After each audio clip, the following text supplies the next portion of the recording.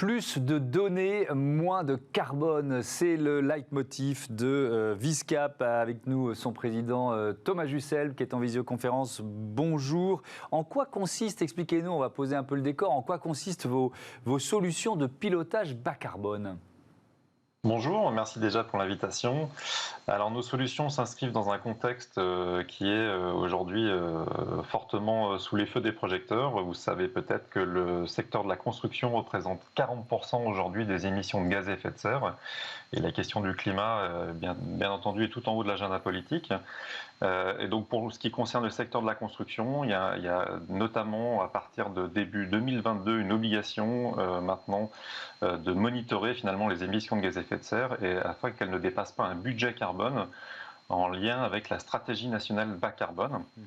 Et donc du coup l'objectif pour nous, Viscap, c'est d'accompagner le secteur de la construction vers la mesure de l'empreinte carbone des bâtiments afin d'être conforme avec ce futur budget.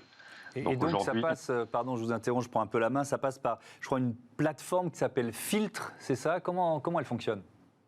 Alors historiquement, on a développé donc avec Viscap des outils qui permettent de faire ce qu'on appelle l'analyse de cycle de vie, donc l'empreinte carbone des bâtiments. Et puis en fait, on s'est rendu compte que pour faire l'empreinte carbone d'un bâtiment, il faut déjà connaître l'empreinte carbone des produits. Et donc du coup, ce projet Filter, donc que l'on met en place maintenant, cette plateforme technologique, va permettre d'accompagner les industriels qui produisent des matériaux et des équipements pour la construction, de réaliser leur empreinte carbone à l'échelle du produit, également d'être capable de les benchmarker. Donc on va offrir un score qui va permettre d'apporter de la lisibilité pour comparer un produit de la construction avec un autre. Et puis enfin, on va assurer la promotion de ces produits pour que les industriels puissent trouver les bons projets sur lesquels mettre en œuvre leurs produits. Et d'un autre côté, les prescripteurs, donc ingénieurs et architectes, puissent repérer les produits qui correspondent aux contraintes des projets. Donc concrètement, d'un point de vue technologique, on va offrir des solutions qui vont permettre de massifier la production de déclarations environnementales. Si vous êtes un industriel qui fait des fenêtres par exemple, aujourd'hui, publier un bilan carbone pour son produit, ça coûte entre 7 et 20 000 euros, donc ça coûte déjà cher. Et avec les data science, on va permettre d'accélérer cette production de données.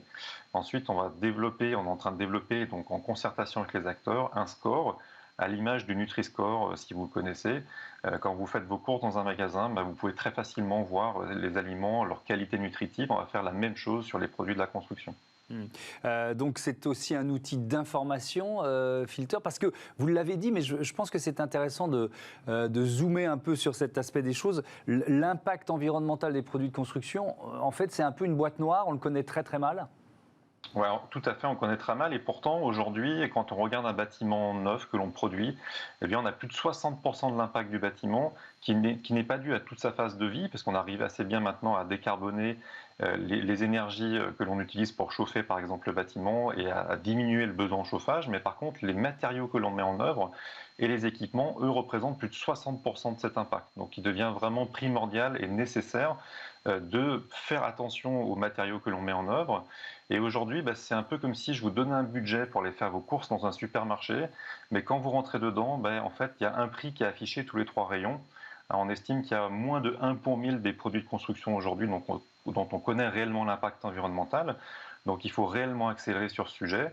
Et même si on est les champions du monde, je dirais déjà sur la publication de données environnementales sur les produits de construction, ça reste encore largement insuffisant pour pouvoir réellement aider les constructeurs, les prescripteurs à faire des bâtiments qui vont respecter ce futur budget de la future réglementation environnementale 2020. Alors justement, cette réglementation RE 2020, réglementation environnementale, dans le détail, ça va changer quoi pour un professionnel du secteur ? Qu'est-ce qui fait aujourd'hui qu'il ne devra ou qu'il ne pourra plus faire en application de cette réglementation ?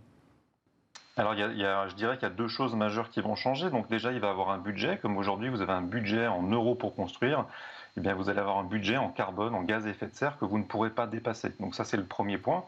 Et le deuxième point, c'est une obligation finalement de mesure. Donc quand on va concevoir un bâtiment puis le construire, eh bien, il va falloir que l'on démontre que l'ensemble des matériaux que l'on met en œuvre, également que la vie du bâtiment sur toute sa vie, donc qui est normalisée dans les standards à 50 ans en France, eh bien que cette vie complète du bâtiment, de l'extraction de la matière première, la fabrication des matériaux, leur mise en œuvre, l'usage du bâtiment puis la fin de vie ne va pas dépasser ce budget qui lui-même va se durcir tous les 5 ans. Donc c'est ça qui est vraiment intéressant à comprendre et vraiment challengeant, c'est que non seulement on a un budget, mais en plus ce budget va se réduire tous les 5 ans pour atteindre la neutralité carbone à horizon 2050.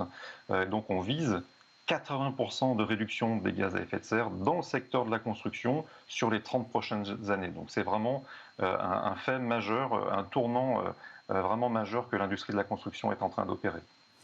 Quels sont les leviers de ces économies? Comment est-ce que vous avez évalué combien, grâce voilà, aux outils et notamment à cette plateforme, vous pouvez faire économiser en émissions de CO2 sur un chantier? Évidemment, ça doit dépendre de la taille du chantier, de la durée, etc. Mais vous avez un outil qui permet d'évaluer ça? Oui, alors aujourd'hui, ce qu'il faut voir, c'est que donc on dit un bâtiment neuf, c'est à peu près 1,5 tonnes de CO2 par mètre carré sur toute sa durée de vie.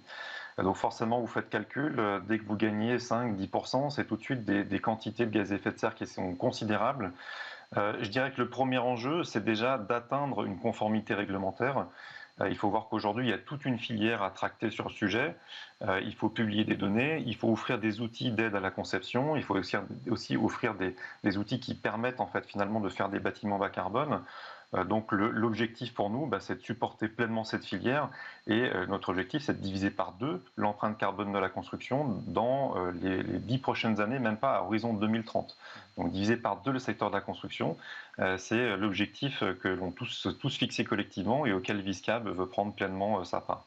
Est-ce que ça passe, par exemple, par la réduction des déchets? J'ai retrouvé ce chiffre en préparant l'interview. 227 millions de tonnes de déchets produits par le BTP. Ça, c'est une source 2019. 5 fois plus que les ordures ménagères. C'est l'un des leviers d'action, ça, Thomas Jussel? Oui, alors ce qu'il faut bien comprendre effectivement, c'est que l'objectif d'une démarche, c'est avant tout d'être vertueux d'un point de vue environnemental. Donc c'est pour ça qu'on préconise d'avoir ce qu'on appelle une approche multicritère. Malheureusement, on peut être très bon sur la question du carbone et beaucoup plus mauvais sur la gestion des ressources ou notamment la question des déchets. Et historiquement, le secteur de la construction, c'est aussi un poids lourd de production de déchets. Malheureusement, plus de 40% également des déchets produits. Alors, nombreux de ces déchets sont des déchets inertes qui ne posent pas forcément un niveau de toxicité, on va dire, ou une complexité de gestion élevée, mais quand même, c'est du transport, c'est du stockage, des stockages. Et donc, l'objectif, effectivement, de nos travaux, des produits que l'on donne à nos utilisateurs, c'est d'avoir cette approche multicritère. Et dans l'approche multicritère, il y a notamment la gestion des déchets qui est prise en compte, donc, sur tout le cycle de vie des bâtiments. Mais c'est effectivement un des enjeux prioritaires aujourd'hui, aux côtés du carbone, comme sur les questions d'économie circulaire. Mais vous savez, les impacts environnementaux, il y en a des dizaines. Il y a l'eutrophisation, il y a l'acidification, il y a plein de choses comme ça qu'il faut monitorer. On met beaucoup l'accent aujourd'hui sur la question du climat pour des questions évidentes, parce qu'on est en train de vivre ce changement climatique et parce que c'est haut de l'affiche d'un point de vue politique. Mais l'objectif, c'est d'être vertueux au global et c'est ce que permet l'analyse de cycle de vie grâce à ces approches multicritères. Alors, on n'a pas de budget encore pour les autres indicateurs, mais ça pourrait fortement le devenir dans les années qui arrivent. Vous venez d'annoncer une levée de fonds d'1 200 000 € auprès de la Banque des Territoires et du fonds AO PropTech. Comment elle sera ventilée, cette somme? Alors aujourd'hui, pour nous, c'est beaucoup de développement technologique déjà, parce qu'on est un acteur unique sur le marché français qui croise les data science et des compétences en environnement sur les questions notamment carbone. Il y a très très peu d'acteurs aujourd'hui qui mêlent ces deux compétences, qui sont des compétences complexes à acquérir. Et donc aujourd'hui, on développe des outils qui croisent la transition digitale et la transition environnementale. Donc c'est déjà du développement technologique. Et puis ensuite, évidemment, c'est pousser ces solutions auprès des différents acteurs de l'écosystème de la construction, auprès des architectes, ingénieurs, auprès des industriels notamment. Et donc là, ce sont des ressources dont on a besoin en termes de vente, de marketing. Et ça, c'est l'autre partie, on va dire, de ce financement. Aujourd'hui, cette levée de fonds nous permet aussi de commencer à appréhender une expansion internationale, qui est la prochaine étape que l'on vise dès 2022, donc l'année prochaine. Merci beaucoup, merci Thomas Jusselm, à bientôt sur Bismart. On passe à notre débat dans ce Smart Impact, débat sur la transition dans le monde du sport.